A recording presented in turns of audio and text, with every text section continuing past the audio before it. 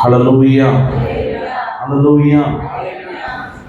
தொடர்ந்து தியானித்து வருகிறோம் கர்த்தருடைய வார்த்தைகளை.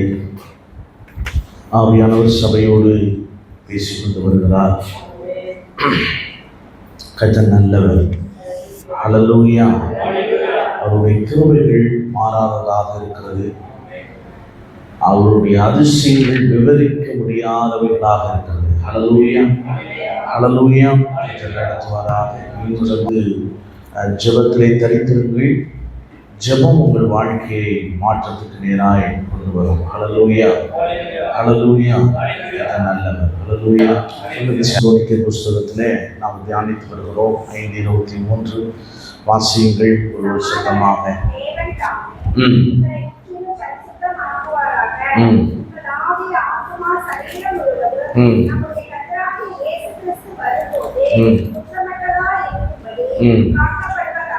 காக்கப்படுவதாக. ஹல்லேலூயா, ஹல்லேலூயா.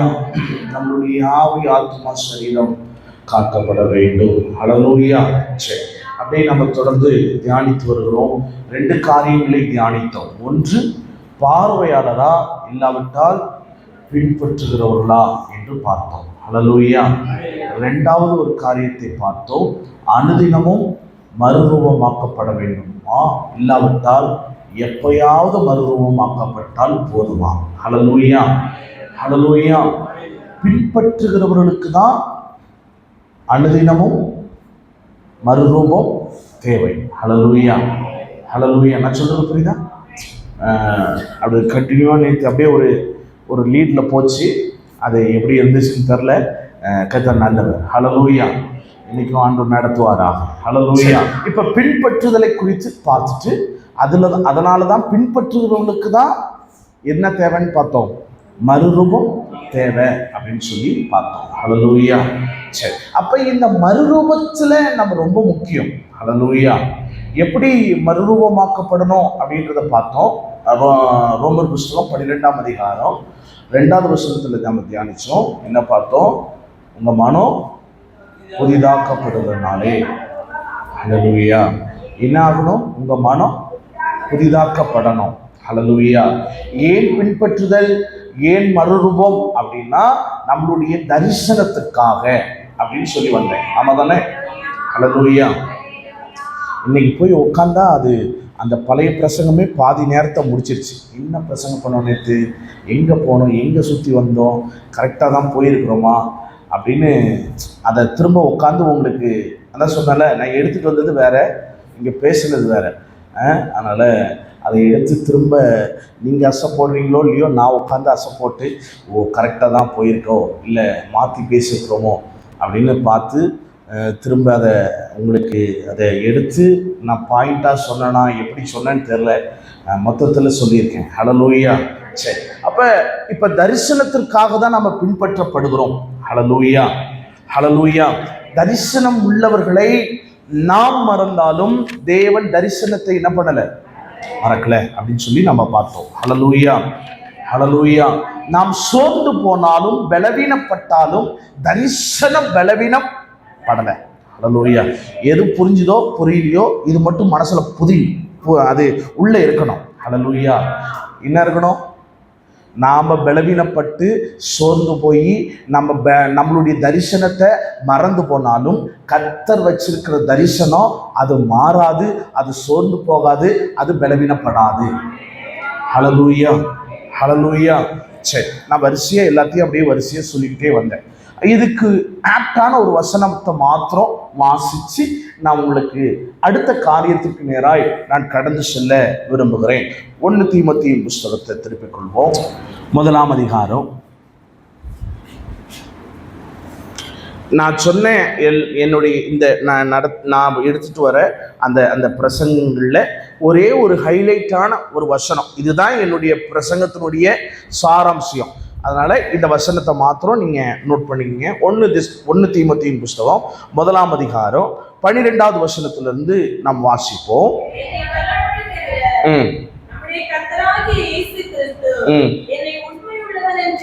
என்னை உண்மை உள்ளவன் என்று எண்ணி இந்த ஊழியத்திற்கு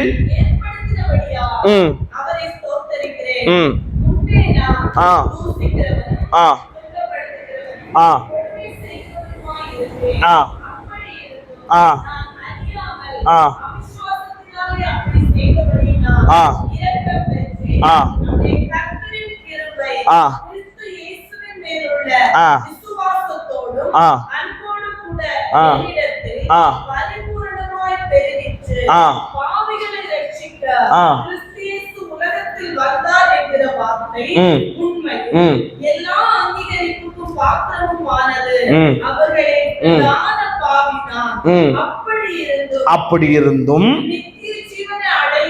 நித்திய ஜீவன் அடையும்படி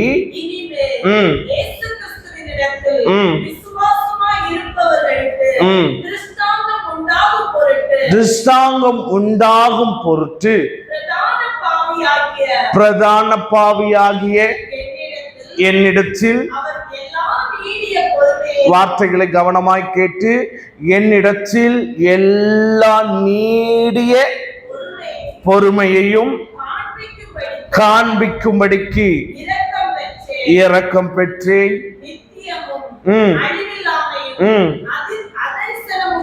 அதரிசனமுள்ள ராஜனுமாய் தாம் ஒருவரே ஞானமுள்ள தேவனுமாய் இருக்கிறவருக்கு கனமும் ஹல்லேலூயா. இதுதான் நம்ம லைஃப். ஆமாவா இல்லையா? புரியுதா? நான் திரும்ப சொல்லட்டுமா? இல்ல புரியுதா? புரியுது தானே? நான் சொல்றேன். நான் எப்படிப்பட்டவனா இருந்தேன்? நான் பாவியாக இருந்தேன். இது யார் எழுதுறது? பவுல் எழுதுறாரு. பவுல் எழுதுறாரு, நான் இயேசுவை மறுதலிக்கிறவனா இருந்தேன், நான் ஆண்டவரை தூஷிக்கிறவனா இருந்தேன். அப்படி இருந்தபோது என்னை தேடி இயேசு வந்தார். ஹல்லேலூயா. ஆமா தானே? நம்மளை தேடி இயேசு வந்தாரா? வந்தார் தானே? வந்து என்ன செஞ்சார்? எனக்கு என்ன பண்ணார்னா 15வது வசனம், பாவிகளை ரட்சிக்க கிறிஸ்து இயேசு உலகத்தில் வந்தார் என்கிற வார்த்தை உண்மையும் எல்லா விவரிப்புக்கும் பாத்திரமானது. ஏன் தெரியுமா? அந்த வார்த்தை பாத்திரம், அது உண்மையான வார்த்தை தான் அப்படின்னு சொல்றதுக்கு காரணம் என்ன தெரியுமா? நான் ஒரு பெரிய, என்னையே அந்த வார்த்தை என்ன பண்ணுச்சு? ஆமாதானங்க? இயேசு என்ற வார்த்தை தான் நம்மளை தேடி வந்துச்சு. குப்பையில இருந்த போது, நாற்றத்தில் இருந்த போது இயேசு என்கிற வார்த்தை தேடி வந்ததுனால அந்த இயேசு என்கிற நாமம் தான் எல்லா பாவங்களையும் என்ன பண்ணுது? போக்குனது. ஆமாதானங்க? அந்த பாவியா இருந்த எண்ணெய் தேடி அந்த நாமம் வந்தது. ஹல்லேலூயா. அதை தான் அங்க எழுதுறார். அப்படி வந்து என்னை என்ன பண்ணிச்சுன்னா, அப்படி இருக்க 16வது வசனத்துல, அப்படி இருந்தும் நித்திய ஜீவனை அடையும்படி என் மேல் இயேசு கிறிஸ்துனுடைய விசுவாசமாய் இருக்கிற ஒரு திஷ்டாந்தம் உண்டாகும் பொருட்டு பிரதான பாவியாகி என்னிடத்தில் அவர் எப்படியா? அவரே வந்தாரா? நான் சொல்றது புரியுதா? அவரே என்ன தேடி வந்தாரா? அவரே என்ன பரிசுத்தப்படுத்தினாரா? அவர்கிட்ட நான் சண்டை போட்ட போது, ஹலோ, நான் சொல்றது புரியுதா? அவர் தான் என்ன தேடி வந்தாரு. நான் தேடி போனேன். அவர் தான் தேடி வந்தார். அவருடைய வார்த்தையை சொல்லி என்னை கழுவுனார். அவர் என்னோட இருந்தாரு. எனக்குள்ளார விசுவாசத்தை, நம்பிக்கையை ஊட்டினாரு. நான் உனக்கு நல்ல இடத்தை வைக்கிறேன்னு சொன்னாரு. ஆனாலும் நான் என்னை மீறுதல் நிமித்தம் நான் திரும்பவும் ஓடும் போது அவர் நீடிய பொறுமையோடு, ஹல்லேலூயா. ஏன் தெரியுமா? அவரை நான் பார்க்கணும்னு நான் விரும்பல, அவர் என்ன விரும்புறாரு. நான் சொல்றது புரியுதா? நான் சொல்றது புரியுதா? அவரை நான் பார்க்கணும்னு விரும்பல, அவர் என்ன பார்க்கணும்னு விரும்புறாரு. பொறுமையா வீட்டில் போய் வாசிங்க. இந்த வசனம் ரொம்ப அருமையா இருக்கும். வீட்டில் போய் இதை ஒரு 10 தடையாவது வாசிக்கணும். குறைஞ்சபட்சம் 10 தடையாவது வாசிக்கணும். அவர் நீடிய பொறுமை உள்ளவராய், அந்த வசனம் அதோட முடியலங்க, காண்பிக்கும்படி இரக்கம் பெற்றேன். இரக்கம் பெற்றவங்க மட்டும் சத்தமாலையிலே சொல்லுங்க. ஆமா தானே? அவருடைய இறக்கம் இல்லைன்னு சொல்ல. இந்த வார்த்தை உங்களோட பேசட்டும். அவ்வளவுதான். இந்த உபவாச ஜெபத்துல என்னங்க கத்துக்கிட்டீங்க? ஒன்னே ஒண்ணு, அவருடைய இரக்கம் தான் என்னை இதுவரைக்கும் காப்பாத்துது. வேற எதுவுமே இல்லை, வேற ஒன்றும் இல்லை, வேற ஒன்றும் கிடையாது. அவருடைய இரக்கம்தான் என்னை இந்த இடத்துல வச்சிருக்கு. ஹல்லேலூயா, ஹல்லேலூயா. இப்ப இதை சொல்லிட்டேன். நேற்று சொன்னதை அப்படியே லைட்டா ஒரு தடவை சொல்லி கொடுத்துட்டு நான் திரும்ப அடுத்த இன்னைக்குள்ள பிரசனத்துக்கு நேராய் நான் கடந்து சொல்ல விரும்புகிறேன். ஒரு 5 காரியங்களை நேற்று சொன்னேன். என்னென்ன சொன்னேன் வாசிங்க. 1 தீமோத்தேயு 5ஆம் அதிகாரம் 6ஆவது வசனம். சீக்கிரமா வாசிங்க. நான் டக்குன்னு. சுகபோகமாய் வாழுகிறவள் உயிரோடு செத்தவள். ஹல்லேலூயா, ஹல்லேலூயா. சுகபோகத்தை, சுகம் கிடைக்காதா, அப்ப வாழ்க்கை நல்லா இருக்காதா அப்படின்றத விட தரிசனத்துக்காக எதையும் இழக்க தயாராக வேண்டும். ஹல்லேலூயா, ஹல்லேலூயா. என் வாழ்க்கை கர்த்தர் வைத்திருக்கிற நோக்கத்திற்காக, என்னுடைய தரிசனத்திற்காக எதையும் இழக்க தயாராகும். அதுக்கு ஒரு மனுஷனை கோடிட்டு காட்டினேன், யோபு. அதை பார்த்துட்டு போயிடலாமா? அது ரொம்ப முக்கியம். 7 காரியம் சொன்னேன், அந்த 7 காரியமும் எழுதியிருக்கிறேன். வாசிங்க. யோபு புஸ்தகம் 7ஆம் அதிகாரம் 1வது வசனம்.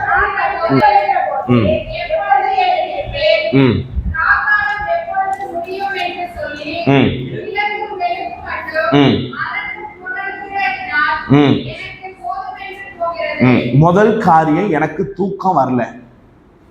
எனக்கு என்ன வரலங்க? தூக்கம் வரல. 2வது பிரச்சனை, 9ஆம் அதிகாரம் 18வது வசனம். நான் மூச்சு விட என்ன போச்சு? அடோ, நான் சொல்றது புரியுதா? என்னால படுக்க முடியல. 2வது, என்னால மூச்சு விட முடியல. 3வது பிரச்சனை, 7ஆம் அதிகாரம் 19வது வசனம். போதும். ஹலோ, இப்ப இந்த பிரச்சனையோட யாராவது இருக்கிறீங்களா? நான் சொல்றது புரியுதா? என்னால படுக்க முடியல, படுத்தா தூக்கம் வரல. 2வது, உட்காரவும் முடியல. காரணம் என்னன்னா, என்னால என்ன பண்ண முடியல? மூச்சு விட முடியல. 3வது, சரி இதுதான் அப்படின்னா கொஞ்சமாவது தண்ணி குடிக்கலான்னு நினைச்சா என் எச்சி கூட உள்ளார. ஹலோ, 4வது ஒரு பிரச்சனை உண்டு. 7ஆம் அதிகாரம் 15வது வசனம்.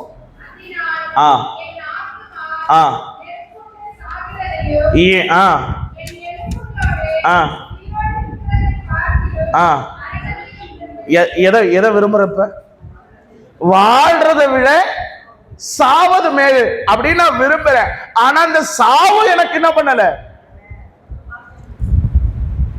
ஹலோ, நான் சொல்றது புரியுதா? என்னால படுத்து தூங்க முடியல, என்னால உட்கார்ந்து மூச்சு விட முடியல, என்னால எனக்கு என் எச்சி, என்னில் உமிழ் நீர் முழுங்க கூட முடியல. எல்லாம் இப்படி ஏன் கஷ்டப்படணும்? எனக்கு சாவ விரும்புறேன், சாவு எனக்கு வரல.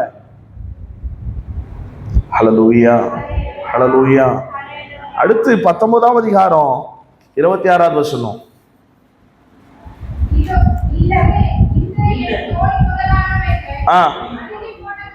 இந்த தோல் முதலாவது அழுகி போன பின்பு.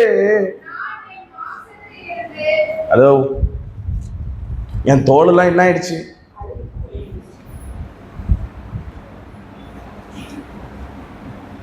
சரி, என் தோலாவது கொஞ்சம் நல்லா இருக்கு அப்படின்னு சொல்லி அப்படி பார்க்கலாம் அப்படின்னு நினைச்சா, கண்ணாடியில என் முகத்தை பார்க்கலாம்னு நினைச்சா அது கூட என்னால என்ன பண்ண முடியல, பார்க்க முடியல.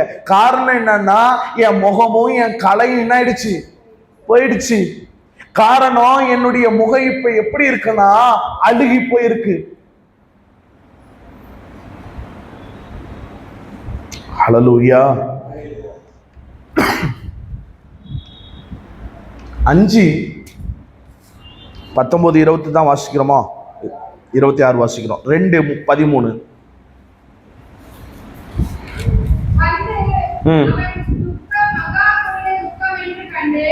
போதும். துக்கம் எப்படி இருக்கா? கொஞ்ச நெஞ்ச. சரி, மனசுதான் ஆறுதல் அடைகிற மாதிரி ஏதாவது இருக்கா அப்படின்னு பார்த்தா மனசும் ஆறுதல் அடைய முடியாத அளவுக்கு என் மனதளவில் என்ன இருக்கு? இப்ப எப்படிப்பட்ட துக்கம்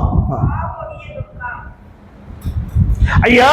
என் அழக தரிசிக்க, என் அழக பார்க்க என் சரீரத்துல எதுவும் இல்லை. தூங்க முடியவில்லை, மூச்சு விட முடியவில்லை, என் எச்சில் முழுங்க முடியவில்லை, என் சரீரத்தை பார்க்க முடியவில்லை, என் இருதயத்தில் துக்கம் தாங்க முடியவில்லை. 7ஆம் அதிகாரம் 5வது வசனம். என் மாம்சம் எப்படி இருக்கு?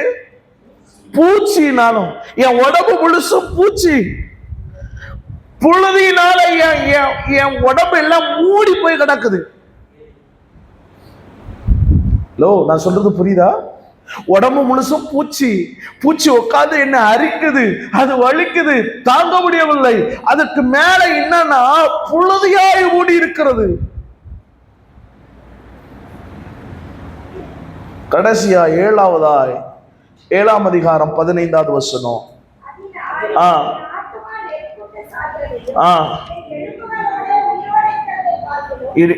இதுல பாருங்க, என் ஆத்துமா என்னவா? துக்கமும் பெருசா இருக்கு, என் ஆத்துமாவும் என்ன பண்ணுதுன்னா சாகுதியா. இவ்வளவு பிரச்சனையில அவன் தரிசனம் என்ன தரிசனம் தெரியுமா? அவனுடைய தரிசனம் என்ன தரிசனம் தெரியுமா? என் மீட்பர் உயிரோடு இருக்கிறார், அந்நிய கண்கள் அல்ல, என் சொந்த கண்ணால பார்ப்பேன். என் சரீரம் உருகி அழுகி நாற்றமெடுத்து போனாலும் சரி, என் தரிசனம் சாகல. என் மீட்பர் ஒரு நாள் வருவார், என் கண்கள் காணும். நான் சொல்றது புரியுதா? தரிசனத்துக்காக நான் எதையும் இழக்க தயார். ஹல்லேலூயா. எதையும் இழக்க தயார். கர்த்தர் என்னை வைத்திருக்கிற அந்த தரிசனத்துக்காக நான் எவ்வளவு தூரம் ஆனாலும் நான் போக ரெடி. எவ்வளவு தூரம் ஆனாலும் சரி, அவர் தரிசனம் மட்டும் எனக்கு போதும். ஹல்லேலூயா. 2வது காரியம் என்ன பார்த்தோம்? போராடுங்கள். 2 தீமோத்தேயு 6ஆம் அதிகாரம் 11, 12.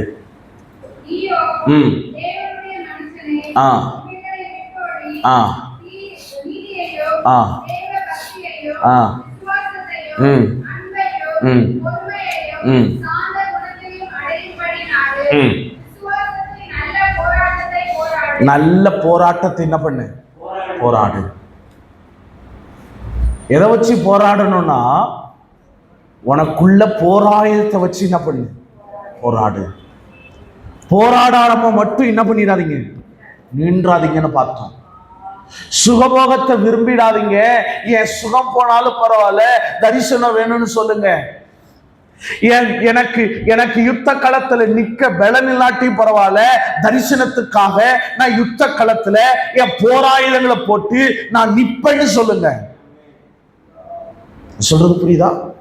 தரிசனத்துக்காக போராயுதங்களை போட்டு யுத்த களத்துல நான் நிப்பேன். நீதி கர்த்தர் பார்த்துக்குவாரு. அந்த தைரியத்தோட நில்லுங்க. நான் போராயுதத்தை போடுற அளவுக்கு பலன் இல்லையே, சத்துவம் இல்லையே, எனக்கு இருக்கிற பிரச்சனைகள் இவ்வளவு இருக்கு, நான் எப்படி ஓடுவேன்? கவலைப்படாதீங்க. போராயுதத்தை போட்டு யுத்த களத்துல நில்லுங்க. மீதி கர்த்தர் பார்த்துக் கொள்வார். மூணாவது அந்த போராயுதம் வசனம் இல்லையா? எபேசியர் 6:10 வசனம் 11 வசனம் எழுதி வச்சுக்கீங்க. 11, 12 வரைக்குமே எழுதிக்கங்க. வாசிங்கம்மா.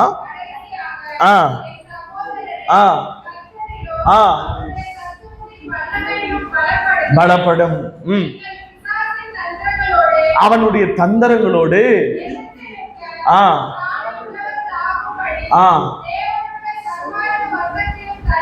என்ன பண்ணுங்க? போட்டுட்டு நில்லுங்க யுத்த களத்துல. நீங்க போடலைன்னா யுத்த களத்துல வருகிற அம்புகள் எல்லாம் உங்களை குத்தி கொன்னுடும். ஹல்லேலூயா. அதற்காக தான் கர்த்தர் இந்த போர் ஆயுதங்கள் என்ன பண்ணுங்க? போடுங்க. மூணாவது காரியம், சீக்கிரமா போயிடலாம், அடுத்தது பார்த்து 2 தீமோத்தேயு 2ஆம் அதிகாரம்.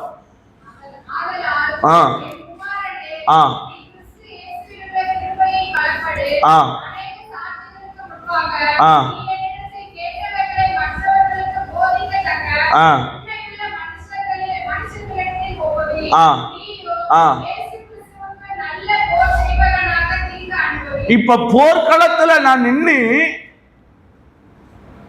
நல்லது நடக்கணும் பார்த்தா எதை அனுபவிக்கணுமா?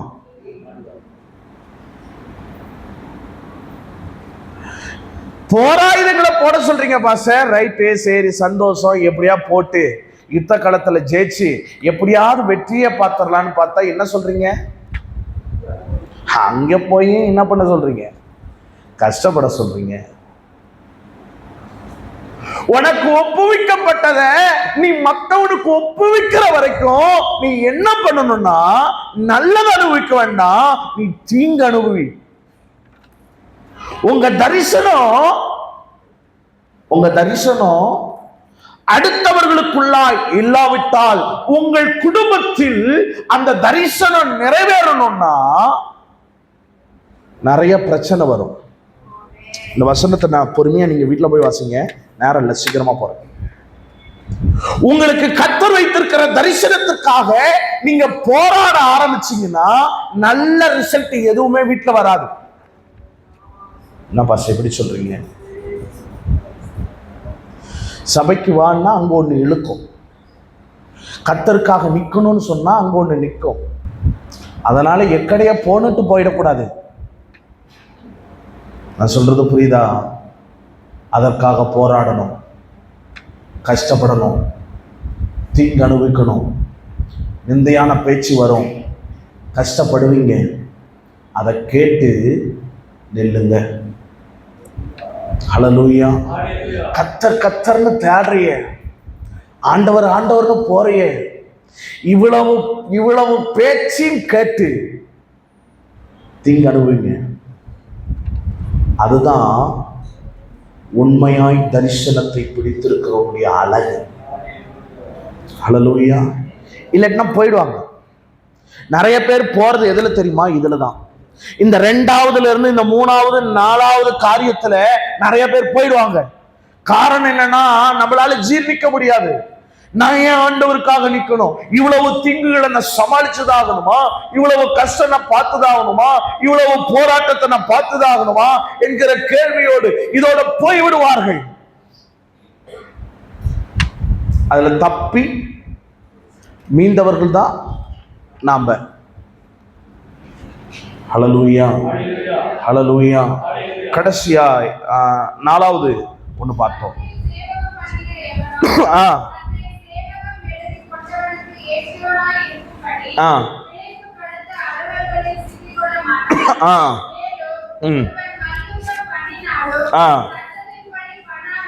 எப்படி பண்ணணுமா? 4வது என்ன சொன்ன? சட்டத்தின்படி போராடுங்க. அவன் பண்றதெல்லாம் சட்டத்தின்படி என்ன பண்ணல. நியாயமா அவன் செய்யல. நியாயமில்லாத காரியத்தை தான் என் குடும்பத்துல செய்யறாங்க. நான் கர்த்தருக்காக நிக்கிறதுனால நியாயமில்லாத காரியத்தை தான் அவங்க செய்யறாங்க, அதனால நானும் நியாயமில்லாத காரியத்தை தான் செய்யணும். ஆனா செய்யக்கூடாதுன்னு சொல்றாரு. சட்டத்தின்படிதான் செய்யணுமா? என்ன சட்டம்? வேத வசனம் என்கிற சட்டம். நம்ம வச்ச சட்டம் இல்ல, வேத வசனம் என்கிற சட்டம். கர்த்தர் என்ன சொல்றான்னு கேட்டு செய்யணும், வசனம் என்ன சொல்லுதுன்னு கேட்டு செய்யணும். என்னுடைய விருப்பத்தின்படி அல்ல. தரிசனம் உள்ளவன் எப்ப எதை எதிர்பார்ப்பான்னா கர்த்தருடைய வசனத்தை எதிர்பார்ப்பான். அந்த சட்டத்துக்கு நிக்கணும்னு விருப்பப்படுவான், வசனத்துக்காக ஓடணும்னு விரும்புவான். வசனம் தான் எனக்கு உயிர்னு சொல்லி நிற்பான். உலகம் குடும்பம் எல்லாம் கேவலமா பேசும்போது எனக்கு சட்டம் தான் முக்கியமா. ஹல்லேலூயா, ஹல்லேலூயா. உலகத்துல பல காரியங்கள் போடலாங்க, வேத சட்டத்தின்படி நடந்து பாருங்க, அது உங்களை உயிர்ப்பிக்கும். ஹல்லேலூயா. கடைசியா சொல்லி முடிச்சேன், 6வது வசனம்.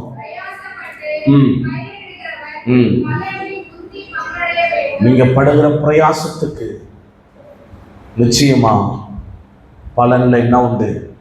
பங்கு உண்டு. நீங்க படுற பிரயாசத்துக்கு பலனுக்கு பங்கு உண்டு. நான் இதுல இருந்து அப்படியே கண்டினியூ பண்றேன். நீங்க படுகிற இந்த பிரயாசத்தின் பலனை பார்க்க கூடாது என்பது பிசாசுனுடைய தந்திரம். ஹல்லேலூயா. நான் சொல்றது புரியுதா? நீங்கள் இவ்வளவு தூரம் போராடி என் சுகத்தை என் பலனை இழந்தாலும் பரவாயில்ல, தரிசனத்திற்காக நான் வாழ்வேன் என்று தீர்மானத்தை எடுத்து போராயுதங்களை போட்டு யுத்த களத்துல தீங்கு அனுபவிச்சு கஷ்டப்பட்டு சட்டம் தான் முக்கியம், கர்த்தர் தான் முக்கியம், வசனம் தான் முக்கியம் அப்படின்னு நின்னு இப்ப நம்ம பட்ட பலனை கெடுக்க பிசாசு வேலை செய்வான்னு சொல்றேன். புரியுதா? புரியுதா? அவன் வேலை செய்வான். அவன் சாதாரணமான ஆள் இல்ல. யாரை தெரியுமா தொடுவான்? இப்படி செய்யறவங்கள தான் தொடுவான். நல்லா புரிஞ்சுக்கணும். நான் வேதத்துக்காக வாழ்வேன் அப்படின்னு யார் கர்த்தருக்காக நிக்கிறீங்களோ அவங்க குடும்பத்தை தான் பிசாசு தொடுவான். ஹலோ, இப்ப கேள்வி புரிஞ்சிருக்கும்னு நினைக்கிறேன். பிசாசு தொடுவான்ல, எதுக்கு அவனுக்கிட்ட ஒம்பு? நான் மாட்டுக்கு பேசாம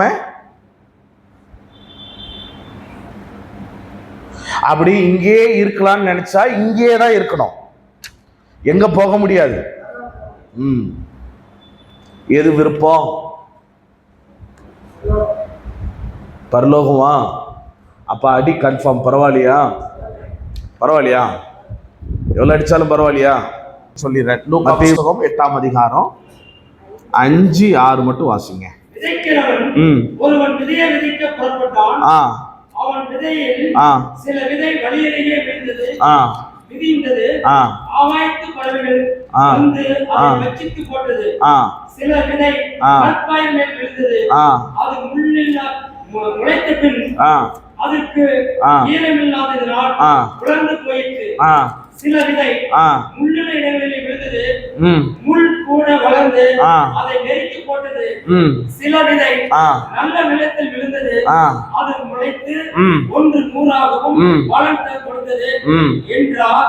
இவைகளை சொல்லி கேட்கிறதற்கு காதலவன் கேட்கிறவன் என்று சத்தமிட்டு கூறினார். போதும். ஹல்லேலூயா. சில விதை எங்க விழுந்துச்சு? வழியில.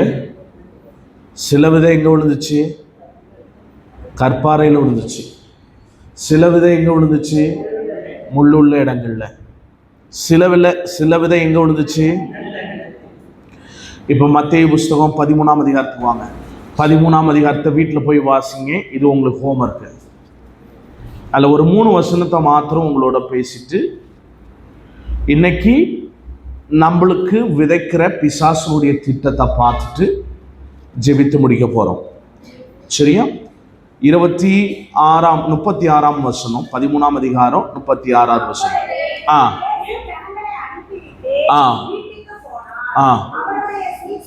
ஆ அவரிடத்தில் வந்து ஆ நிலத்தின் களைகளை பற்றிய ஓமையை ஆ எங்களுக்கு வெளிப்படுத்த வேண்டும் என்று கேட்டார்கள். ஆ அவர் பிரதித்திரமாக, ஆ நல்ல விதையை விதைக்கிறவன் ஆ மனுஷகுமாரன். நல்ல விதையை விதைக்கிறவன். நல்லா புரிஞ்சுக்கணும், இது நம்ம கேட்ட சத்தியம்தான், கேட்காத சத்தியம்லாம் இல்லை, வாசிச்ச பகுதி தான், நமக்கு தெரிஞ்சது தான். இப்ப போராட ஆசை உள்ள உங்களுக்கு சில காரியங்களை உங்களுக்கு கற்றுக் கொடுக்க விரும்புறேன், அவ்வளவுதான். ஹல்லேலூயா. வேதத்திலிருந்து நம்ம கத்துக்க போறோம், வேற எங்கேயும் இல்லை. என்ன செய்வான், எப்படிப்பட்ட களைகளை விதைப்பான் அப்படின்றத பார்த்து கடந்து செல்ல கர்த்தர் நமக்கு உதவி செய்வாராக. சரி, அப்ப பிரதி உத்தரமாக நல்ல விதை விதைக்கிறவன் மனுஷகுமாரன்.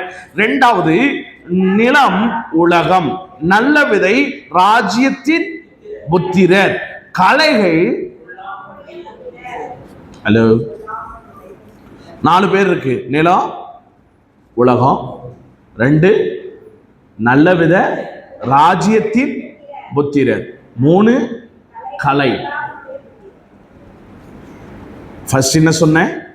நிலம் என்னதுங்க? உலகம்.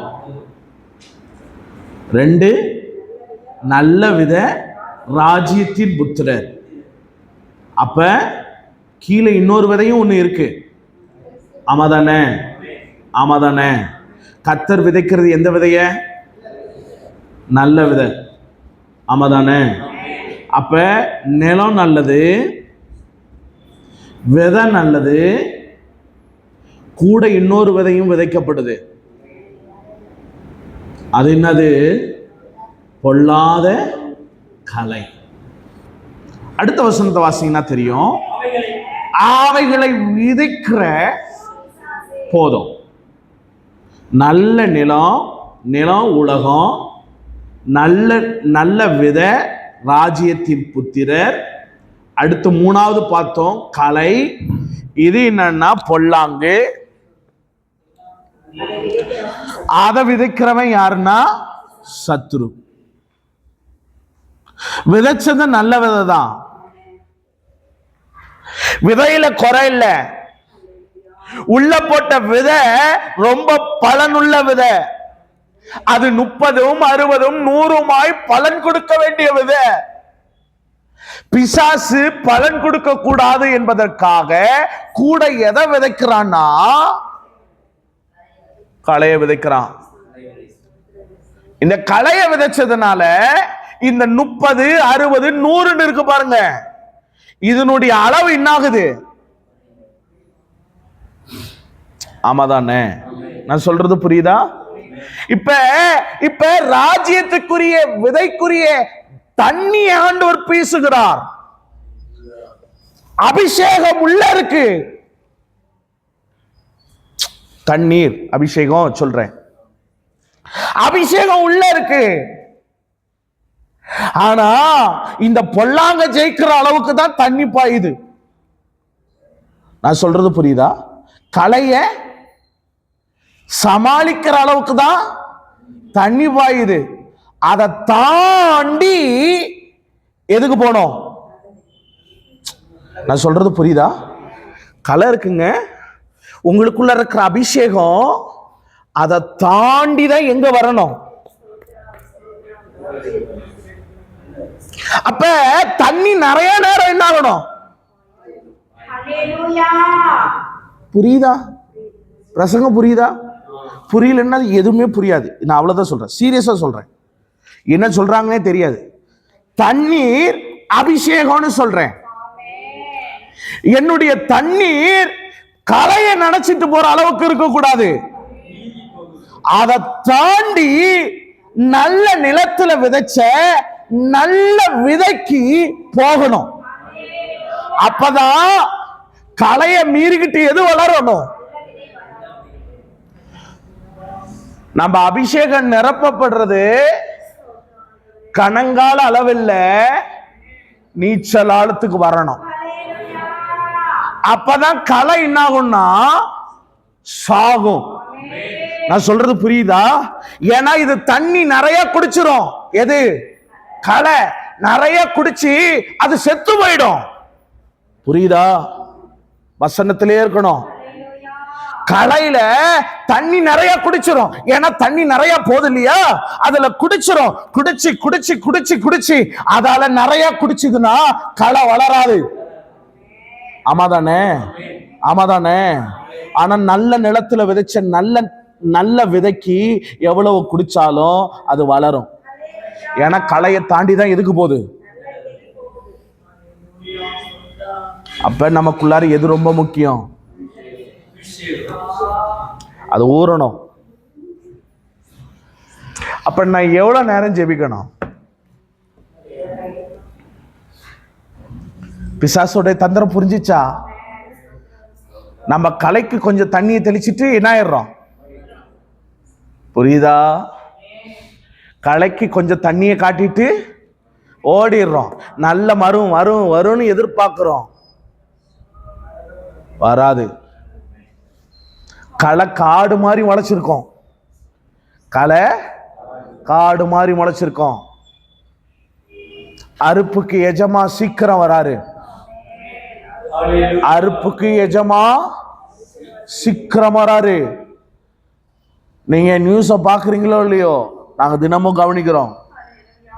இந்தியா F-16 என்ற ஒரு ஜெட் பிளைட் வாங்கியிருக்கு அமெரிக்காவிட்ட இருந்து. அந்த F-16 பத்தி பெஞ்சமின் பாஸ் பேசினாங்க. அவ்வளோ பெரிய ஜெட் பிளைட் இந்தியாவில் வாங்கியிருக்காங்க. அதோட ஒரு ஒரு ஒரு ஃப்ளைட்டோட ரேட்டு எவ்வளோன்னு கேட்டீங்கன்னா 70,000 கோடி. ஹலோ,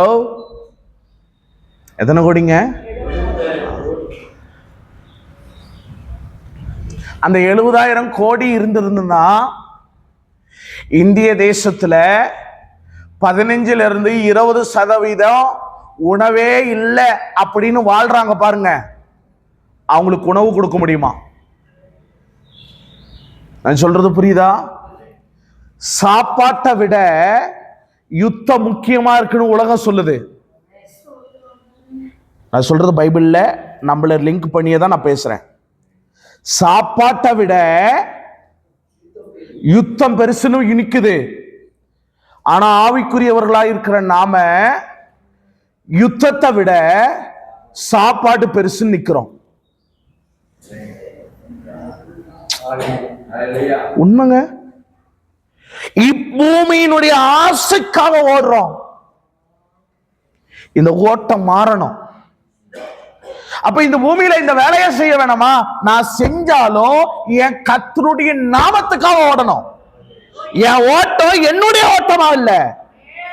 ஹலோ, நான் சொல்றது புரியுதா? ஏனோக்கு தேவனோட சஞ்சரிச்சான். அவனுக்கு புள்ள குட்டி இல்லையா? இருந்தது. குழந்தை இருந்தது, பேரா இருந்தது, பேத்தி இருந்தது, எல்லாம் இருந்தது. ஹலோ, அதையும் தாண்டி தேவனோட சஞ்சரிச்சான். அதான் நமக்கு தேவை. குடும்பத்தை தேவை இல்லையா பாஸ்டர்? குடும்பம் கட்டப்படணும்னா தொடர்பு அங்க இருக்கணும். நேற்று ஒரு என்கேஜ்மெண்ட்டு. அந்த என்கேஜ்மெண்ட்ல இந்த வார்த்தையை பேசணும்னு ஆசைப்பட்டேன். எங்கேஜ் அப்படின்னா பிஸியா இருக்குது. ஆமா தானே? ஃபோன் அடிச்சா தொடர்பில்லைக்கு வெளியே உள்ளார்னு சொல்லும். ஆமா தானே? பழைய காலத்தில் அது எங்கேஜா இருக்குதுன்னு சொல்லும். இப்போ என்ன சொல்லுது? தொடர்பில்லைக்கு வெளியே உள்ளார்னு சொல்லுது.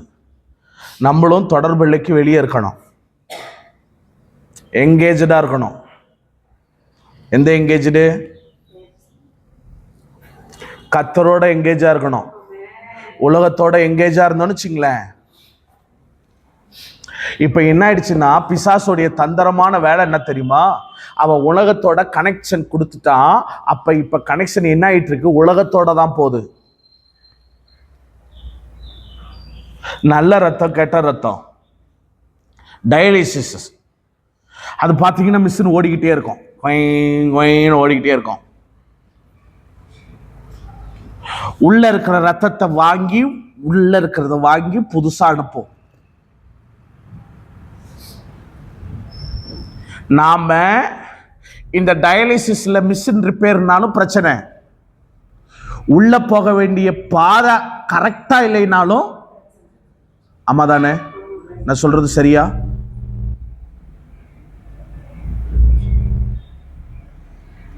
மிஷின் மட்டும் அது மட்டும் ஒர்க் ஆகிட்டே இருந்ததுன்னு வச்சுங்களேன், உள்ள இருக்கிறதெல்லாம் உறிஞ்சிட்டு வெளியே தள்ளாம விட்டுருச்சுன்னு வச்சுங்களேன்,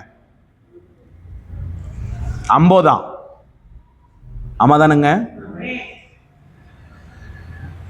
உள்ள போற இடத்துல எங்கேயாவது ஒரு இடத்துல வெடிப்பு இருந்தாலும் என்னாச்சு? முடிஞ்சிச்சு, லீக்கேஜ். ஹலோ, நம்மளது லீக்கேஜா இருக்கா இல்ல ஒர்க் ஆகாம இருக்கா? லீக்கேஜ் கூட என்ன பண்ணிடலாம், ஒர்க் ஆகலைன்னா கொஞ்ச நாள் ஆகும் இல்லையா? அதை சரி பண்ணி திரும்ப டெஸ்ட் டிரைவ் பண்ணி, ஹலோ நான் சொல்றது புரியுதா? அது டெஸ்ட் டிரைவ் பண்ணி அது டெஸ்ட் அது அது சர்டிபிகேட் கொடுத்த பிறகு தான் திரும்ப எங்க வரும்.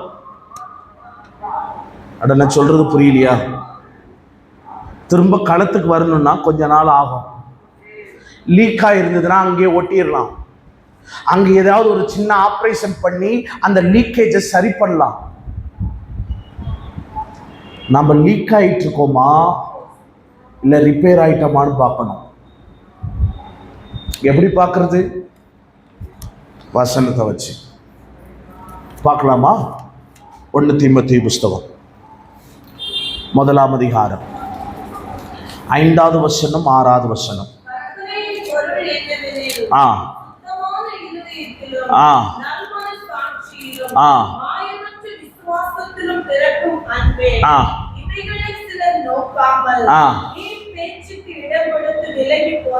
ஹலோ, இது வந்து ப்ராப்ளம் இல்ல, இது லீக்கேஜ்.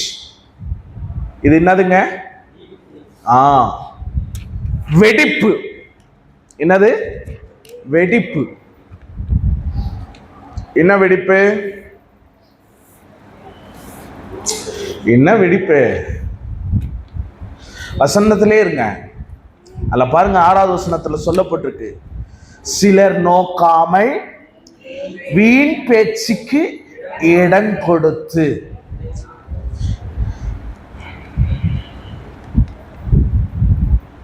வீண் பேச்சுக்கு இடம் கொடுத்தாதான் இந்த பேச்சு.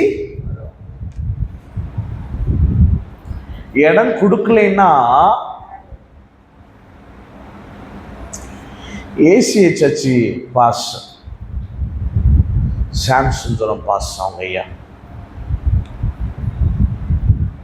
யாராவது விசுவாசிங்க வருவாங்களாம், பாஸ் இந்த மாதிரி அப்படி இப்படின்னு பேசுவாங்க. முதல்ல காதுல கை வச்சுக்குவாரு. அதையும் கேட்க மாட்டேன் இன்னும் பேசுறேன்னா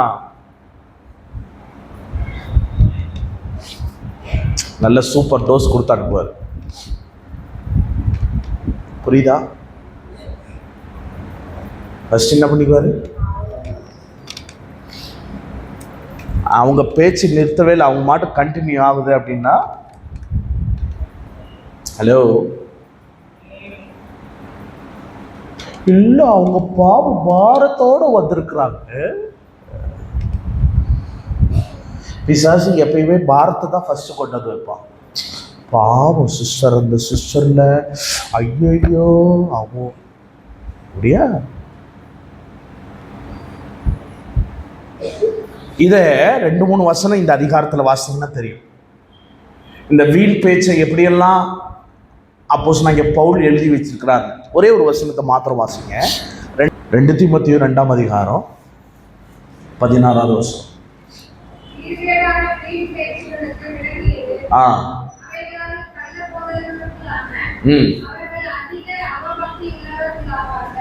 என்னவா? ஹலோ, வீண் பேச்சு இப்ப என்ன சொல்லியிருக்காருங்க? என்ன ஆயிடுச்சு இப்ப? ஹலோ நான் சொல்றது புரியுதா? வீண் பேச்சு இப்ப என்னவாயிடுச்சு? கள்ள போதகமாயிடுச்சு. ஆமா, சர்ச்சுக்கு வந்து என்ன பிரயோஜனம்? ஒண்ணுமே நடக்க மாட்டேங்குது. அந்த சர்ச்சில் இப்படி நடக்குதான், அப்படி நடக்குதான், அங்க இப்படி எல்லாம் நடக்குதான். ஹலோ, இந்த பேச்சு எப்படி தெரியுமா இருக்கும்? அடுத்த வசனத்தை வாசிங்க. ஆ ஆ ஆ ஆ ஆ அடுத்த வசனம். ம் ம்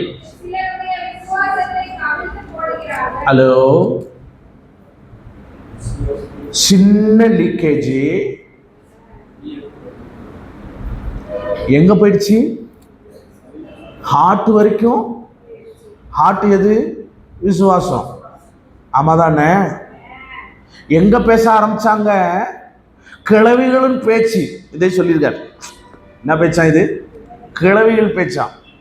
இது பேசி பேசி பேசி பேசி பேசி சத்தியம் இப்படி, இது அப்படி, இது அப்படி, இது அப்படி, இது அப்படின்னு பேசி, சர்ச்சு இப்படி சொல்லி, அதை சொல்லி, இந்த போதகம் அப்படி இருக்கு, இது இப்படி இருக்குன்னு பேசி, இது அப்படி போகுது இப்படி போகுதுன்னு பேசி பேசி, இது எப்படிப்பட்டதுன்னா படர்கிற வியாதி போன்றது. எப்படிங்க? இங்க சரிவா, அடுத்து இங்க சரிவா, அடுத்து இங்க சரிவா, சொல்லிக்கிட்டே இருக்க வேண்டியதான். நான் வியாதியை குறைய சொல்லலை. நான் சொல்றது புரியுதா? பாஸ் இந்த வியாதி உள்ளவங்களை குறைய சொல்றாங்க. இல்லை இல்லை, அப்படி சொல்லலை. நான் அப்படி படர்கிறது வீண் பேச்சு. நிறுத்திக்கணும். அளவா, லிமிட்டேஷன் தேவை. அளவா பேசுங்க, கரெக்டா பேசுங்க, நிதானமா பேசுங்க. ஹலோ, நான் சொல்றது புரியுதா? கரெக்டா பேசுங்க, அளவா பேசுங்க, நிதானமா பேசுங்க. ஆம் இல்லை, சரி இல்லை, பேசிட்டு போயிட்டே இருக்கு.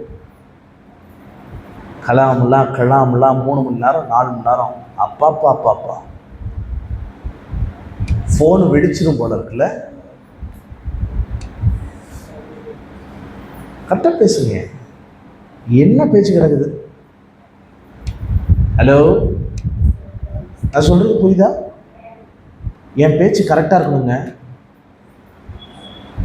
அந்நியவாசியில நிறைஞ்சிட்டா ஐயோ பொய். நான் சொல்றது புரியுதா? ஆவிக்குரிய சபை, ஏஜு சர்ச்சு, பெந்தெக்கோஸ்தே சபை, அதனால பரலோகம் போயிடுவேன். தப்பு கணக்கு போயிட்டுறாதீங்க. எங்க அம்மா அப்பா வந்து காணிக்க அள்ளி கொடுப்பாங்க, ஊழியத்துக்காக நிக்கிறாங்க, கர்த்தருடைய ஊழியத்துல நிக்கிறாங்க, அதனால நான் எதை வேணா பேசிக்கலாம். போக முடியாது. போக வாய்ப்பே கிடையாது, வாய்ப்பே கிடையாது, வாய்ப்பே கிடையாது. தலை கீழே குட்டிக்காரன் அடிச்சாலும் போக முடியாது. எனக்கு எங்க அப்பா சொல்லி கொடுத்தது அதான். நான் ஊழியம் செய்கிறேன், அதனால நீ ஒழுங்கா இருந்தால் தான் பரலவும் போக முடியும். ஹலோ, எங்கள் அப்பா பெரிய ஊழியத்தை செஞ்சார், அதனால எனக்கு கேரண்டி கொடுப்பாரா? எங்கள் அப்பாவே கேரண்டி கொடுக்கலன்னா அவர் கொடுப்பாரா என்ன? நான் எப்படி யாருக்கு கொடுத்துருக்கணும்? அட சொல்லுங்க, எங்கள் அப்பா தான் கொடுத்துருக்கணும். பாவம் ஆண்டவரே, அவனை எப்படியாவது கூட்டிகிட்டு வரோம். எங்கள் அப்பாவே கை கழுவிட்டார். நீ இது திருந்தினாதான் பரலோகம் போக முடியும். வாய்ப்பில்லை, நான் ஒன்றை கொண்டு போக முடியாது. ஹலோ, நான் சொல்கிறது புரியுதா? காணிக்கை ஊழியம் அதனால் பரலோகம் போயிடுவேன் இல்லை, என் பேச்சு கரெக்டாக இருக்கணும்னு சொல்ல வரேன். அது அரிப்புள்ளது, அப்படியே படரக்கூடாது. பேச்சு லிமிட்டேஷன் இருக்கணும், அவ்வளோதான். ஃபோனு லிமிட்டேஷன் இருக்கணும், ஒரு லிமிட்டேஷன் இருக்கணும். ஃபோன் பேசுறதுல ஒரு லிமிட்டேஷன் இருக்கணும், ஃபோன் பார்க்கறதுல ஒரு லிமிட்டேஷன் இருக்கணும். 10 மணிக்கு மேலே ஃபோனு தொடக்கூடாது. ஹலோ, வடிக்குதோ? 10 மணிக்கு தான் எங்களுக்கு ஃபோனே வருது. அது வரைக்கும் நாங்கள் வீட்டு வேலையெல்லாம் செஞ்சு களைச்சி ஐயோ வீட்டை தூக்கி நிறுத்திட்டீங்க பாருங்க.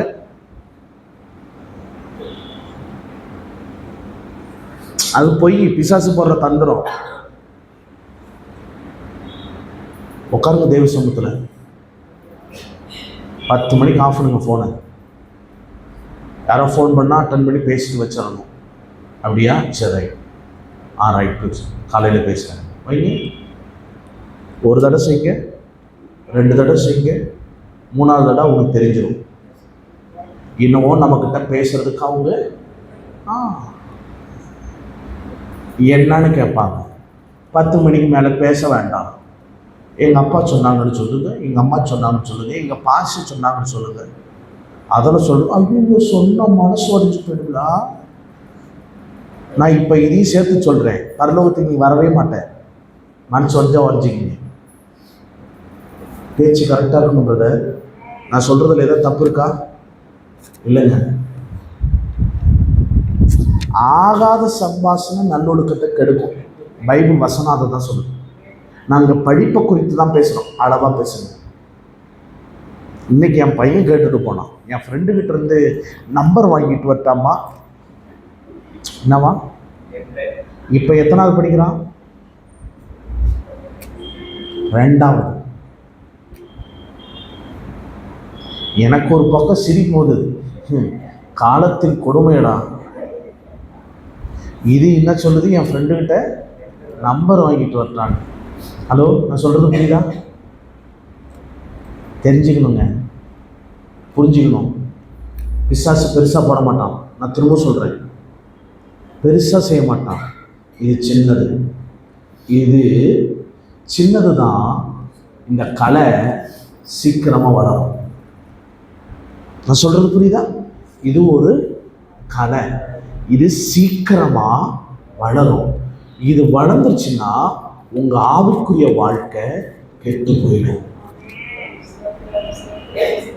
கரெக்டாக இருக்கணும். நல்ல ஜோமுங்க. நான் திரும்ப சொல்கிறேன், நீங்கள் ஜெபத்துக்கு முக்கியத்துவம் கொடுத்து பாருங்க.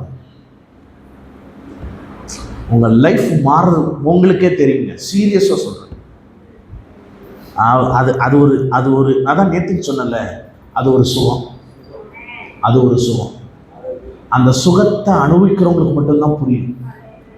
நாங்கள் ஜோம் பண்ணிட்டு தான் பேசுகிறோம். ஜோம் பண்ணுறவங்க பேச மாட்டான். ஏற்றுக்கிறீங்களா? ஹலோ, ஜோம் பண்ணுறவன் வீண் அலுவல்களில் வீண் பேச்சை விரும்ப மாட்டாங்கன்னு சொல்ல வரேன். பேசக்கூடாது. அது பிசாசு போடுற தந்திரம். நல்ல ஜோமுங்க. உப்பையே இந்த கலையை பிடுங்கி போடலைன்னா உங்கள் ஆவிக்குரிய வாழ்க்கை, உங்கள் தரிசனம் அதை கெடுத்துரும். உங்களை சாதாரணமான ஆட்களாக கர்த்தர் பார்க்கல. நான் சொல்கிறது புரியுதா? ஃபிசிக்கலாக அன்ஃபிட்டு. நான் சொல்கிறது புரியுதா? ஃபிசிக்கலாக சரீர பிரகாரமாய் நான் கர்த்தர் வைத்திருக்கிற தரிசனத்திற்கு அன்ஃபிட்டு. புரியுதா? திரும்ப சொல்கிறேன். சரீர பிரகாரமாய் கர்த்தர் என் மேல் வைத்த தரிசனம் என் சரீரத்தை பார்த்து வைக்கல. ஆமாதானே? இந்த படிப்பை பார்த்து வைக்கல. என் தகுதியை பார்த்து தேவன் தரிசனத்தை வைக்கல. தகுதி இல்லாத போது, என் சரீர பலவீனற்ற நிலைமையில் இருந்த போது, உதவாதவனாய் இருந்த போது கர்த்தர் ஒரு கனமான தரிசனத்தை எனக்கு வச்சார். ஆமான்னு சொல்றவங்க மட்டும் ஏத்துக்கணும். ஆமா தானே? நியாயப்படி கர்த்தர் எப்படி கொடுத்துருக்கணும்னா, என் சரீரத்தை பார்த்து என்னுடைய தகுதியை பார்த்து கொடுத்துருக்கணும். ஆனா எதுவுமே இல்லாம கர்த்தர் என்னை தேடி வந்து ஒரு பெரிய தரிசனத்தை கொடுத்தாரு. நான் அதுக்கு ஆதாரத்தோட சொல்றேன். ஆபிரகாம் கிட்ட என்ன சொன்னாரு? நான் காண்பிக்கிற தேசத்துக்கு உன் இனத்தை விடு, உன் ஜனத்தை விடு, விட்டுட்டு வா. நான் உன்னை என்ன பண்ணுவேன்னா, நான் உன்னை ஆசீர்வதிப்பேன். எப்படி ஆசீர்வதிப்பேன் தெரியுமா? வானத்தின் நட்சத்திரங்களை போல, கடற்கரை மணலை போல உன்னை ஆசீர்வதிப்பேன். சரீரத்தின்படி தரிசனத்துக்கு தகுதியற்றவன், ஆமாவா இல்லையா? ஆமாவா இல்லையா? உண்மைங்க. செத்து போச்சு. செத்து போன சரீரத்தை வச்சு தரிசனத்துக்காக ஓடினவன் ஆபிரகாம். நான் சொல்றது புரியுதா? நீங்க அது பைபிள்லயே வந்தீங்கன்னா அது அழகா புரியும். ஏன் நம்ம லைஃப் அப்படியே வச்சுட்டு வந்தீங்கன்னா அழகா புரியும். தரிசனத்திற்காக நீங்க வந்தீங்கன்னா உங்க சரீரத்தை பார்த்து வருவதில்லை. அவர் வச்ச திட்டம் பெருசு. அந்த தரிசனத்தை கெடுத்துருங்க. தரிசனத்தை கெடுத்துரும். எது? இந்த பேச்சு. சீர்கேடான பேச்சு உங்க தரிசனத்தை கெடுத்துரும். தகுதியை பார்த்து கிடைக்காத தரிசனம், வாழ்க்கையை பார்த்து கொடுக்காத தரிசனம், அவருடைய கனமான ரத்தத்தினால் இந்த தரிசனத்தை பெற்றுக்கிறோம். ஆமாதானே? அவருடைய ரத்தம் தான் சகல பாவங்களை கழுவி சுத்திகரிச்சது, நம்மளை விசுவாசியாக்கிச்சு. அவர் நம்மளுக்கு தரிசனத்தை கொடுத்து நடத்தினார். ஹல்லேலூயா. தயவு செய்து ஆண்டவர் என்ன பண்ணிடாதீங்க, துக்கப்படுத்திடாதீங்க. 2வது கலை 1 தீமோத்தேயுவின் புஸ்தகம் 1ஆம் அதிகாரம் 18-19. குமாரனாகிய தீமோத்தேயுவே, ஆ உன்னை குறித்து ஆ முன்னுண்டான தீர்க்கதரிசனங்களின்படியே நீ அவைகளில் முன்னிட்டு ம். நல்ல போராட்டம் பண்ணும்படி இந்த கட்டளையை உனக்கு ஒப்புவிக்கிறேன். ஆ. நீ விசுவாசமும் ம். நல் மனசாட்சியும் உடையவனாயிரு. நீ விசுவாசமும் நல் மனசாட்சியும் நல் மனசாட்சி உடையவனாய் இரு. இந்த போதும் போதும் போதும் போதும். வாசிக்கலாம் பின்னாடி. ஃபர்ஸ்ட் சொன்னேன், வீண் பேச்சுக்கு என்ன பண்ணாத, இடம் கொடுக்காத. 2வது, உன் மனச இந்த நல் மனசாட்சியோட உடையவனா இருந்துரு. ஹல்லேலூயா, ஹல்லேலூயா. ஏன் அப்படின்றது பாருங்க, கீழே இருக்கு 19வது வசனம். இந்த நல் மனசாட்சியை ஆ சிலர் தள்ளிவிட்டு ஆ விசுவாசமாகிய கப்பலை சேதப்படுத்தினார். என்ன பண்ணாங்களா? விசுவாசமாகிய கப்பலை. ஹலோ, அதுவும் விசுவாசத்தை பாதிக்குது. இதுவும். நான் சொல்றது புரியுதா பிரதர்? என் வீண் பேச்சும் என் தேவனோடு இருக்கிற விசுவாசத்தை அசைக்கிறது. என் நல் மனசாட்சியை கெடுக்கும் போது என் விசுவாசத்தை அசைக்குது. ஹல்லேலூயா, ஹல்லேலூயா. நல் மனசாட்சி வேணும். அடுத்த வசனத்தை வாசிங்க, 20வது வசனம். ஆ அலெக்சாந்தரும் ஆ அப்படிப்பட்டவர்கள் ஆ அவர்கள் தூசியாதபடி சிட்சிக்கப்பட ஆ அவர்களை சாத்தானிடத்தில் ஒப்புக்கொடுத்தேன். இவன் அப்போஸ்தலனாகிய பவுல் வேதனையோட சொல்றார். வேதனையோட சொல்றார், இவங்களை நான் பிசாசு கையில என்ன பண்ணிட்டேன், ஒப்பு கொடுக்குறேன். காரணம் என்ன தெரியுமா? இவங்களுடைய நல் மனசாட்சி என்ன பண்ணிட்டாங்க, கெடுத்துட்டாங்க. நல் மனசாட்சி, நல் மனசாட்சி அப்படின்னா அப்படின்னா 2 தீமோத்தேயு 3ஆம் அதிகாரம்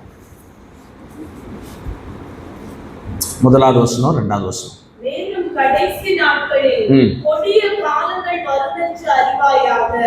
எப்படி எனில் மனுஷர்கள் தற்பிரியராயும் பணப்பிரியராயும் ஈவுகாரராயும் அகந்தை உள்ளவர்களாயும் தூசிக்கிறவர்களாயும் தாய் தகப்பன்மாருக்கு கீழ்ப்படியாதவர்களாயும் நன்றி அறியாதவர்களாயும் பரிசுத்தம் இல்லாதவர்களாயும் சுவாப அன்பில்லாதவர்களாயும் இணங்காதவர்களாயும் அவதூறு செய்கிறவர்களாயும் இச்சையடக்கம் இல்லாதவர்களாயும் கொடுமை உள்ளவர்களாயும் நல்லோரை பகைக்கிறவர்களாயும் துரோகிகளாயும் குடிகரம் உள்ளவர்களாயும் இருமாப்புள்ளவர்களாயும் தேவ பிரியராய் இராமல் சுகபோக பிரியராயும் தெய்வ பக்தியின் வேஷத்தை தரித்து அதன் பலனை மறுதலிக்கிறவர்களாயும் இருப்பார்கள்.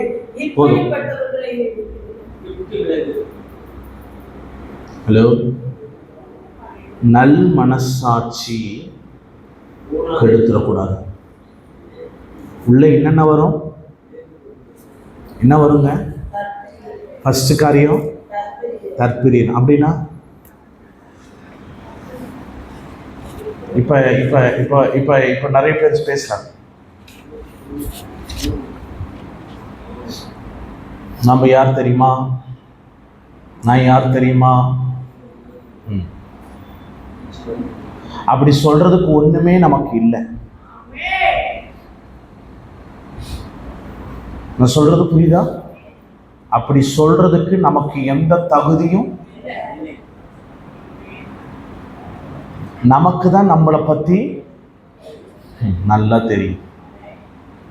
எங்க இருந்து வந்தேன்? மாத்திக்க. ஹலோ, மாத்திக்க துணி இல்லாம வந்தேன் இல்லையா? அடுத்த நேரம் சாப்பிட முடியாம வந்தேன். அடுத்து என்ன செய்ய போறேன்னு தெரியாம வந்தேன். ஆமா தானே? அதான் உண்மை. நான் வந்தது அங்கிருந்து தான், டாப்ல இருந்து என்ன கூட்டிட்டு வரல. கீழே கீழே குப்பையில கிடக்கும் போது கர்த்தர் தூக்கிட்டு வந்தார். அதான் உண்மை. பிசாசு எப்படி தெரியுமா கொண்டு வருவான்? இப்படிதான் கொண்டாடுவான். பிள்ளைங்கக்கிட்ட தயவு செஞ்சு நீங்க எப்படி வந்தீங்கன்னு கூச்சப்படாம சொல்லுங்க. நான் சொல்றது புரியும் நினைக்கிறேன். நான் வந்த பாதைய கூச்சப்படாம சொல்லுங்க. நான் இப்படிதான் வந்தேன், நான் இதுதான் செஞ்சேன், நான் இப்படிதான் இருந்தேன். நம்மளை பார்த்து பிள்ளைங்க ஒரு வேளை பூமர்னு சொல்லலாம். பூமர்னா அது ஒரு என்ன சொல்றது, ஒரு மாதிரி இவங்கெல்லாம் ஒரு மாதிரி ஆட்கள் அப்படின்னு பேசலாம். இவனுக்கு வயசாயிடுச்சு எங்க அப்பா அம்மாவுக்கு, அதனால இப்படி பேசுறாங்க. என்ன வேணா சொல்லட்டும், நம்ம வந்த பாதையை மறந்துடாதீங்க. பிள்ளைக்கு சொல்லிக் கொடுங்க. எங்க அப்பா சொல்லுவாரு, நான் என்னைக்காவது வாய் இருக்க மாட்டாம நான் எதையாவது ஒன்று சொல்லுவேன். எங்க அம்மா கஞ்சி வச்சிருப்பாங்க, கஞ்சா அம்மானுவேன், அவ்வளோதான் முடிஞ்சிச்சு. அன்னைக்கு பிரசங்கம் எனக்கு தான். எங்க அப்பா சொல்லுவாரு, இருக்கும்போது சாப்பிடு, எது இருந்தாலும் சரி, கஞ்சா இருந்தாலும் சரி, கறியா இருந்தாலும் சரி. இன்னைக்கு கறி சாப்பிட்டியா, நாளைக்கு கஞ்சி தானா, சந்தோஷமா சாப்பிடுவார். எங்க அப்பா டென்ஷன் ஆகும் பயங்கரமா. ஏன் தோற சாப்பிட மாட்டீங்களோ அப்படின்னாரு. ஆரம்பிப்பார் அப்படி லைட்டா ஃபர்ஸ்ட் வார்த்தை தான், ஏன் தோற சாப்பிட மாட்டீங்களோ அப்படின்வாரு. நம்ம அதோட அமைதியா இருந்துக்கணும். நம்ம வாங்கி இருக்காது என்னடா ஓடுற அப்படின்வாரு. அடுத்த ஆரம்பிப்பாரு, ஹலோ நான் சொல்றது புரியுதா பிரதர்? நம்ம வந்ததை கண்டிப்பா சொல்லித்தரணும். நம்ம செய்யற தப்பு என்ன தெரியுமா? நான் பட்ட கஷ்டம் என் பிள்ளை படக்கூடாதுன்னு நினைக்கிறோம். நல்லதுதான். ஆனா நான் எவ்வளவு பட்டு வந்திருக்கிறேன் என்பதை பிள்ளைங்களுக்கு சொல்லித்தாங்க. நான் இந்த இடத்துக்கு வந்ததுக்கு காரணம், இவ்வளவு கஷ்டத்தோட வந்திருக்கிறேன், கர்த்தர் என்னை இங்கிருந்து கொண்டு வந்தார் சொல்லி பழகுங்க. உங்க நாமம் இல்லை, அவர் நாமம் மகிமைப்படும். பிள்ளை எதை தெரியுமா பிடிச்சிக்கணும்? உங்களை பிடிச்சிக்க கூடாது, அவரை பிடிக்கணும். நான் சொல்றது புரியுதா? இப்படிதான் பிசாசு உள்ள வருவாங்க, வேற எப்படி வரமாட்டான். பெருசா கொண்டு வந்து அப்படி நம்மளுக்குள்ளார சின்னதாக மாற்றத்தை கொடுப்பான். கலை சின்னதாக தான் எழும்போம். அது சின்னதாக இருக்கும் போதே சில நேரம் தண்ணியை கொஞ்சம் ஜாஸ்தியாக ஊற்றிட்டீங்கன்னா அந்த சின்னதுலேயே செத்து போயிடும். அதை விட்டுட்டீங்கன்னா அது வளர்ந்து பெருகும். ஜாக்கிரதை. தெய்வ சமூகத்தில் இன்னைக்கு ஜெபிக்க போகிறோம். எவ்வளோ தூரம் வளர்ந்துருக்குன்னு தெரியாது எனக்கு, உங்களுக்குள்ளார எவ்வளோ தூரம் வளர்ந்துருக்குன்னு எனக்கு தெரியாது. ஆனால் என் தெய்வத்துக்கு எல்லாம் தெரியும். என் கலையை பிடுங்கணும், இல்லை என் கலை சாகணும்னா நம்மளால முடியாது, என் தகப்பனால முடியும். ஆமாவா இல்லையா? கலையை சுத்தரிக்கக்கூடிய அபிஷேகம் கர்த்தர் நமக்கு கொடுத்துருக்கிறார். நான் சொல்றது புரியுதா? கலையை சுத்தரிக்கிற அபிஷேகம். அதன் நிமித்தம் உங்க நல்ல விதையாகிய விசுவாசம் செத்து போகாம இருக்கும். களை சுட்டெரிக்குது, ஆனா உள்ள இருக்கிற விதை என்ன ஆகல, சாகல. புரியுதா நான் சொல்றது? புரியுதா? களையோட விதையோட தான் களை இருக்கு. ஆனா களைய ஆண்டவர் சுட்டரிக்கிறார், விதைய சுட்டரிக்கல. விதைய சுட்டரிச்சா என்ன ஆயிடும்? அதுவும் செத்து போயிடும். ஆமாதானே? ஆனா அது விதையை பாதுகாக்கிறார், களையை அழிக்கிறார். அப்படிப்பட்ட அபிஷேகத்தை தான் கர்த்தர் கொடுத்துருக்காரு. ஆமாவா இல்லையா? உண்மைங்க. நம்ம பலத்தினால, திரும்ப சொல்றேன், நம்ம பலத்தினால இதை ஜெயிக்கவே முடியாது. நல்லா புரிஞ்சுக்கங்க. நான் போராடுறேன், இல்ல அது சரி, இல்ல முடியாது. நாம ஜெயிக்கணும்னா தேவ அபிஷேகம் இல்லாம எதையும் செய்ய முடியாது. அது மனசுல வச்சுங்க. என்ன உருண்டு இருந்து எந்திரிச்சு எப்படியா வந்துடுவேன், இல்ல அபிஷேகம் இல்லாம பரலோகம் போக முடியாது. அபிஷேகம் இல்லாம இந்த பூமியில வாழ முடியாது. ஹலோ, நான் சொல்றது உண்மைதானே? அபிஷேகம் இல்லாம இந்த பூமியிலையும் வாழ முடியாது, பரலோகம் போக முடியாது. அபிஷேகத்தில் நிறைய அபிஷேகம் பெற்றா வாழ்க்கை மாறும். அனுபவிச்சவங்களுக்கு மட்டும்தான் தெரியும். ஆமாதானே?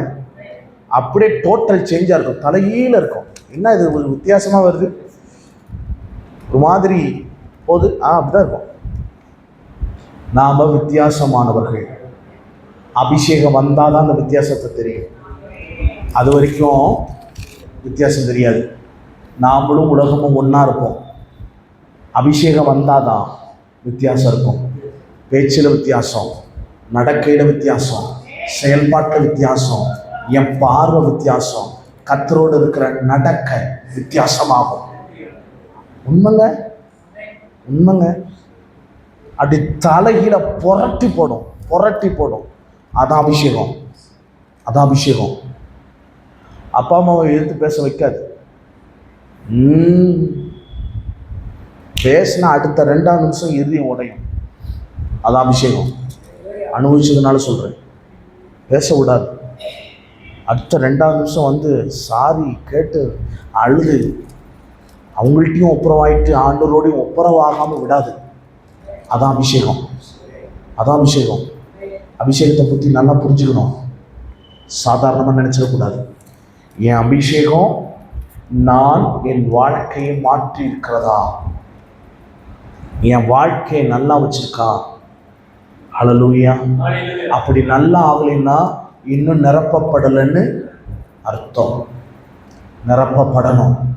தாகத்தோட கேளுங்க, கர்த்தர் அபிஷேகத்தினால் நிரப்புவார்.